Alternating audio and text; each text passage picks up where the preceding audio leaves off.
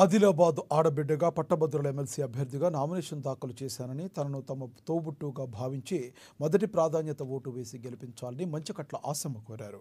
ఆదిలాబాద్ పట్టణంలోని ప్రెస్ క్లబ్లో ఏర్పాటు చేసిన మీడియా సమావేశంలో ఆమె మాట్లాడారు. పట్టభద్రుల తమ వెనుక ఉన్నారని నమ్మకంతో ఒక గట్టి సంకల్పంతో ముందుకొచ్చానని పేర్కొన్నారు. కరీంనగర్, మెదక్, ఆదిలాబాద్, నిజామాబాద్ నియోజకవర్గ ఎమ్మెల్సీ అభ్యర్థిగా బరిలోకి దిగుతున్నానని తెలిపారు. తనను ఆదరించి ఆశీర్వదించి అత్యధిక మెజారిటీతో గెలిపించాలని విజ్ఞప్తి చేశారు. తన 30 ఏళ్లుగా రాజకీయ జీవితంలో ఉన్నానని, ఎన్నో ఒడిదుడుకులు ఎదుర్కొని ఎన్నో సవాళ్లను అధిగమించి నిలబడ్డానని తెలిపారు. అదే ధైర్యంతో ఎమ్మెల్సీగా పోటీ చేయాలని భావించి ఇటీవల నామినేషన్ దాఖలు చేశానన్నారు. రాజకీయ ఒత్తిడులు వచ్చినప్పటికీ పోటీలో కొనసాగుతున్నారు. తనకు అండగా నిలబడి గెలిపిస్తే పట్టభద్రుల నిరుద్యోగుల పక్షాన శాసన మండలిలో అడుగుపెట్టి తన గళాన్ని వినిపిస్తానని పేర్కొన్నారు. ఆదిలాబాద్ జిల్లా పట్టభద్రులందరికీ కూడా నమస్కారం తెలియజేస్తూ ఈరోజు ఆదిలాబాద్ జిల్లాలో పట్టభద్రుల ఎమ్మెల్సీ నామినేషన్ వేయడం జరిగింది. ఎందుకంటే అసలు చరిత్రలోనే ఆదిలాబాద్ జిల్లా నుంచి మొట్టమొదటి నామినేషన్ వేయడం జరిగింది. మరి పట్టభద్రులందరూ కూడా ఆలోచించాలి.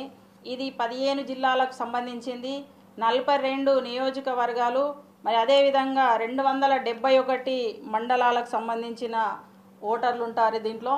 కాబట్టి పట్టభద్రులందరూ కూడా మేధావులు, మరి చాలా ఆలోచించి మరి నేను మంచికట్ల ఆశమ్మ పట్టభద్రుల నామినేషన్ వేయడం జరిగింది.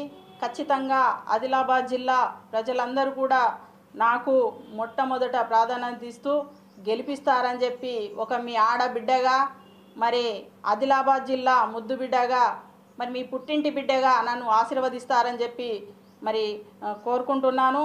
ఎందుకంటే మన ఆదిలాబాద్ జిల్లా ఎప్పుడు కూడా బ్యాక్వర్డ్ అనే వర్డ్ మీనే నడుస్తుంది. కాబట్టి ఆదిలాబాద్ జిల్లాని ముందంజలో ఆర్థికంగా కానీ సామాజికంగా కానీ మరి డెవలప్మెంట్ విషయంలో కానీ మరి నేను ప్రశ్నించడానికి సిద్ధంగా ఉన్నా. కాబట్టి మరి నేను 30 సంవత్సరాల నుంచి రాజకీయ జీవితాన్ని అనుభవిస్తూ మరి ఎన్నో ఒడిదుడుకులు ఉన్నప్పటికీ కూడా ఒక ఆడబిడ్డగా, ఆడపడుచుగా మరి ఎందరూ ఏం చేసినా కూడా ముందుంటూ రాజకీయానికే నా జీవితాన్ని అంకితం చేస్తానని చెప్పి మరి ఈరోజు కంకణం కట్టుకొని మరి ఆదిలాబాద్ నుంచి ఎవరు కూడా నామినేషన్ వేసే పరిస్థితిలో లేని రోజుల్లో మరి నేను అంత ధైర్యంగా నా వెనుక నా పట్టభద్రులు ఉన్నారు, ఆదిలాబాద్ జిల్లా ప్రజలందరూ నా వెంట ఉన్నారని చెప్పి ధైర్యంతో మరి ఈరోజు ఎమ్మెల్సీకి